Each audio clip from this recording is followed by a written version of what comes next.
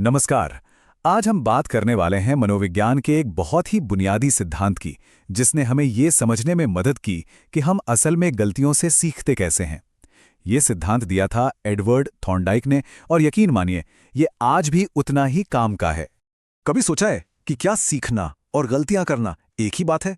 चाहे वो साइकिल चलाना सीखना हो, कोई नया म्यूजिकल इंस्ट्रूमेंट हो या कोई नई भाषा, गलतियां तो होती हैं। तो आज हम यही जानेंगे कि ये गलतियां असल में सीखने की प्रक्रिया का कितना जरूरी हिस्सा हैं। तो आज के सफर में हम क्या क्या देखने वाले हैं? सबसे पहले जानेंगे थॉर्नडाइक के बारे में, फिर सीधे चलेंगे उनके ट्रायल एंड एरर सिद्धांत पर, उनके मशहूर बिल्ली वाले एक्सपेरिमेंट को समझेंगे, फिर सीखने के 3 गोल्डन रूल्स पर बात करेंगे, और आखिर में देखेंगे कि इन सब का हमारी पढ़ाई लिखाई से क्या लेना देना है। तो चलिए शुरू करते हैं, और सबसे पहले मिलते हैं उस इंसान से जिन्होंने हमें सीखने का ये नजरिया दिया। ये हैं एडवर्ड ली थॉर्नडाइक, अमेरिका के एक मनोवैज्ञानिक, और पता है इन्हें क्या कहा जाता है? पहला शैक्षिक मनोवैज्ञानिक। इन्होंने जानवरों के बर्ताव को स्टडी करके ये समझने की कोशिश की कि लर्निंग होती कैसे है, और इनके काम ने एजुकेशन की दुनिया में एक क्रांति ला दी। इनकी प्रोफाइल काफी दमदार है। वो सिर्फ जानवरों के मनोविज्ञान के एक्सपर्ट ही नहीं थे, बल्कि उन्हें पहला एजुकेशनल साइकोलॉजिस्ट होने का क्रेडिट भी जाता है।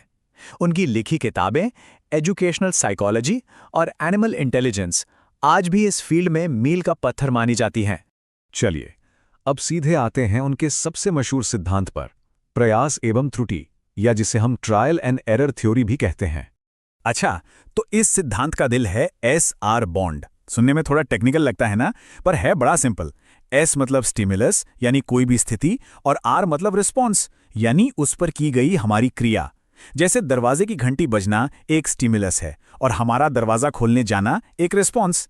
जब कोई रिस्पॉन्स बार बार सही नतीजा देता है, तो उस स्टिमुलस और रिस्पॉन्स के बीच एक पक्का कनेक्शन बन जाता है। बस इसी को थॉर्नडाइक ने सीखना कहा है। खुद थॉर्नडाइक ने इसे बहुत खूबसूरती से कहा था, सीखना संबंध स्थापित करना है। उनका मानना था कि हमारा दिमाग असल में एक कनेक्शन बनाने वाली मशीन है, जो लगातार चीजों के बीच संबंध जोड़ता रहता है। पर सवाल ये उठता है कि थॉर्नडाइक इस नतीजे पर पहुंचे कैसे? उन्होंने इसे साबित कैसे किया? इसका जवाब छिपा है एक बिल्ली पर किए गए उनके बहुत ही मशहूर एक्सपेरिमेंट में। तो हुआ ये कि उन्होंने एक भूखी बिल्ली को एक स्पेशल बॉक्स में बंद कर दिया। इस बॉक्स को कहते हैं पजल बॉक्स। बॉक्स का दरवाजा एक लीवर दबाने से खुलता था, और बिल्ली को उकसाने के लिए बॉक्स के ठीक बाहर मछली का एक टुकड़ा रख दिया। अब सोचिए, बिल्ली भूखी है और बाहर खाना दिख रहा है। खाना यहां पर क्या है? स्टिम्युलस। तो बिल्ली ने रिस्पांस देना शुरू किया। उसने बाहर निकलने के लिए हर उल्टी सीधी कोशिश की, पिंजरे को खरोचा, इधर उधर घूमी, सलाखों को धक्का दिया। ये सब ट्रायल यानी प्रयास थे। और फिर इन्हीं ऊटपटांग कोशिशों के बीच अचानक गलती से बिल्ली का पंजा एक लीवर पे पड़ गया, और खटाक दरवाजा खुल गया। ये थी एक एक्सीडेंटल सक्सेस, वो आहा मोमेंट जब तुक्के से कोई प्रॉब्लम सॉल्व हो जाती है। दरवाजा खुलते ही बिल्ली भागी, और उसे मिला अपना इनाम, खाना। और बस यहीं से खेल शुरू हुआ। बिल्ली के दिमाग में ये बात बैठने लगी कि लीवर दबाने से कुछ अच्छा होता है, मतलब उस खास एक्शन और उसके अच्छे नतीजे के बीच एक कनेक्शन बनने लगा। जब इस एक्सपेरिमेंट को बार बार दोहराया गया, तो एक कमाल की चीज देखने को मिली। हर बार बिल्ली को बाहर निकलने में कम टाइम लग रहा था।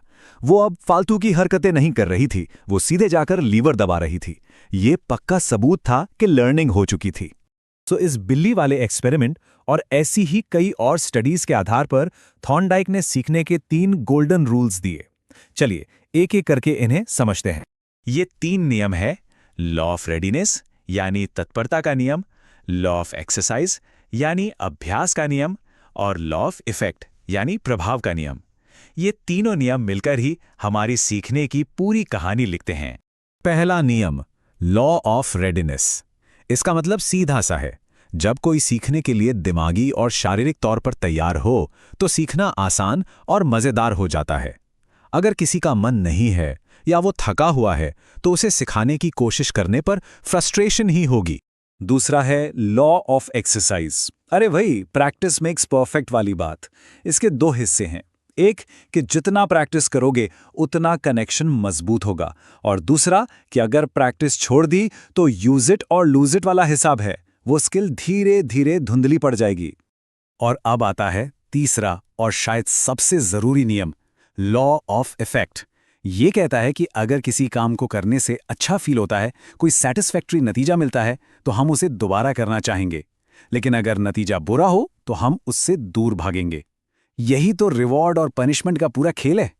ठीक है, तो ये सब तो हो गई थियरी की बातें, पर 100 साल पुरानी इस थियरी का आज की तारीख में हमारे स्कूलों में, हमारी पढ़ाई लिखाई में क्या काम है? इसका असर बहुत गहरा है।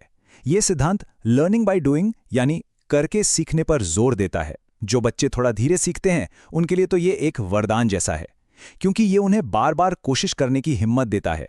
और जब कोई बच्चा खुद प्रॉब्लम सॉल्व करता है तो उसका कॉन्फिडेंस बढ़ता है, उसमें सब्र आता है। मैथ्स हो, साइकिल चलाना हो या गिटार बजाना, ये सब इसी सिद्धांत पर तो काम करते हैं। तो कुल मिलाके थॉर्नडाइक ने किया क्या? उन्होंने फोकस को टीचर से हटाकर स्टूडेंट के खुद के एक्सपीरियंस पर डाल दिया।